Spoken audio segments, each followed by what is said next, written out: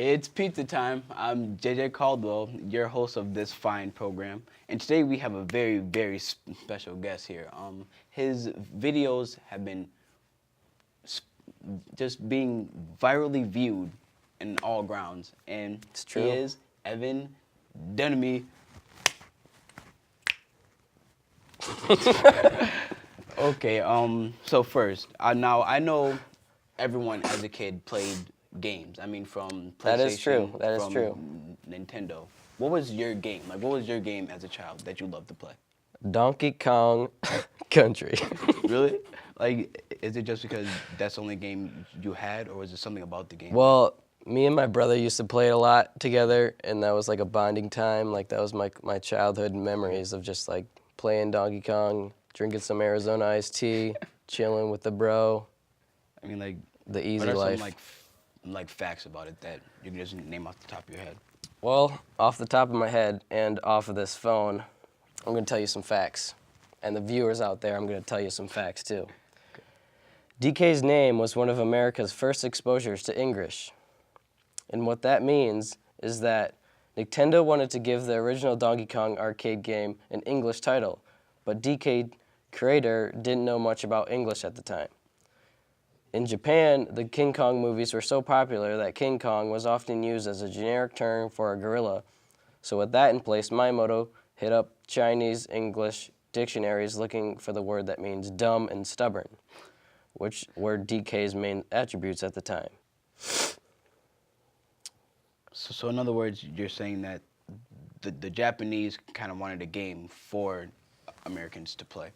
Yeah, And since they think that we're like just the like a violent global ones, thing. like yeah, they think that we're like the violent country, I guess. Basically. So like, Here's another fact. All right. Before you begin, here's another fact. Okay. I'm going to just fire them off like a gun, okay? Universal Pictures tried to sue Nintendo over Donkey Kong's similarities to King Kong. Donkey Kong Country was first known as a boxing game. okay, Donkey Kong Country was also developed in actual jungle-like conditions. Donkey Kong Country was originally intended for the Nintendo 64, but it ended up for the Super Nintendo. PlayStation. Yeah, And PlayStation, maybe. I don't know about that, but you might be lying to me. The people who created Donkey Kong, Rare, studied real gorillas at the zoo while making the game. Cranky Kong is actually the original Donkey Kong. You know the one game where it's like throwing the barrels or whatever? yeah. Yeah, that's Wasn't it? Cranky Kong. Okay. And one last fact. Donkey Kong Jr. was initially in the game, but they changed his name to Donkey Kong for some two-player action.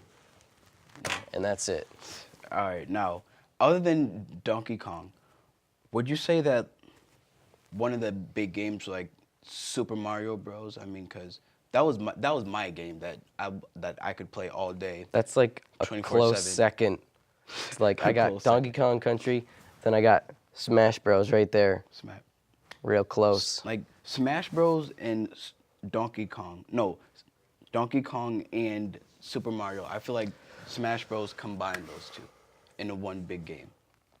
Yeah, there's a lot of Basically. characters from different games, and it really like joined them all together. I feel like once like different Smash companies. Bros came out, I feel like that was the game where everyone, if you like Donkey Kong, Super Mario, I feel like they left like a legacy almost to where you could Yeah. And then you can like, go in between once too. you beat Super Smash Bros, not only can you like beat it and like feel that victory, but you can also like play it again with like other people. Yeah, so it's one of those games where it can never die, basically. So I don't know, the classic video games, I guess, was really like a main thing for the Mario, Donkey Kong, and everything. I mean, it's still out now, so I feel like that they will always be around, I guess. So, well, these games I feel like will always have a leading legacy of what games are today. I mean, if we didn't have like These the games Nintendo 64, influenced what we have today. exactly. They're a lot more colorful and like they had a lot more different linear programs and whatever. And they kept evolving. But- Like they never stopped at one thing. Like they just kept making more and more and more. Like you really can't get enough of Super Mario. You That can't. is true. You can't. can't get enough. Well, that's all we have for today. Thank you, Evan. Gracias. We will see you again on Pizza Time. I'm JJ Caldwell. Have a great day, everyone.